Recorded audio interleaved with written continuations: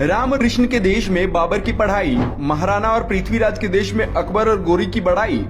अब ये नहीं चलेगा भाई। जी हाँ, बीजेपी की केंद्र और राज्य सरकार दोनों ही इकाइयों ने इस प्रथा को हमेशा के लिए खत्म करने का ठान लिया है। योगी सरकार ने मुगलिया इतिहास को हटाने का फैसला किया है। अब यूपी के स्कूलों में बाबरनामा और अकबरनामा जैसे पाठ नहीं पढ़ाए जाएंगे। 60 सालों तक देश की आने वाली पीढ़ियों को मुगलिया झूठ पढ़ाया गया, जबकि हमारे देश के वीरों को हारा हुआ दिखाया गया। पांडव साम्राज्य ने 800 वर्षों तक शासन किया।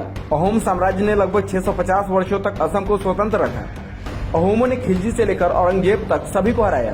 पल्लव वंश ने लगभग 600 वर्षों तक, चालुक्यों ने 600 वर्षों तक, मौर्य वंश ने अफगानिस्तान से श्रीलंका तक लगभग 550 वर्षों तक, सातवाहनों ने 500 वर्षों तक और गुप्त वंश ने 400 वर्षों तक शासन किया।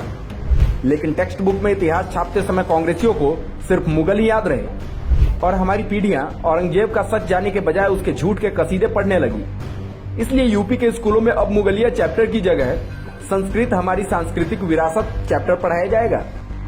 सिर्फ योगी सरकार ही नहीं, इससे पहले साल 2022 में केंद्र सरकार ने भी एनसीईआरटी की किताबों में भागवत गीता को पाठ्यक्रम में जोड़कर पिछली वामपंथी सरकारों द्वारा की गई गलतियों को सुधारने का क्रम शुरू कर दिया था।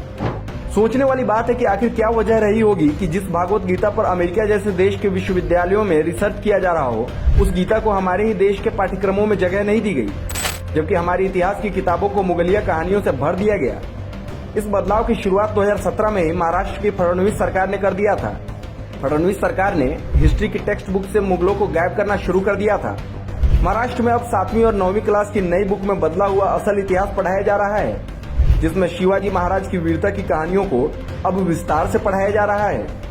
सैकड़ों साल बीत जाने के बाद आज भी कांग्रेसियों का मुगल प्रेम कम होने का नाम नहीं ले रहा है। आज भी जहां इनको मौका मिलता है, हमारी पीढ़ियों को गलत इतिहास पढ़ाने से बाज नहीं आ रहे हैं।